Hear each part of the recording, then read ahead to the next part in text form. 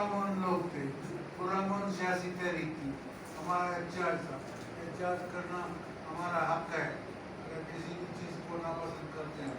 और क्या नापसंद थी वो ये है कि इन्होंने बैरक टाउन को सुप्रीम कोर्ट ने 16,800 एकड़ ज़मीन अलाट की, उसकी डिमार्केशन होनी चाहिए, लेकिन सिंध गवर्नमेंट ने जानबूझकर इसकी डिमार्केशन नहीं करी और वो फैलाव जारी रखे 50,000 एकड़ तक फैल गए। तो ये याद रहे, हम चाहते थे कि महदूद रहे,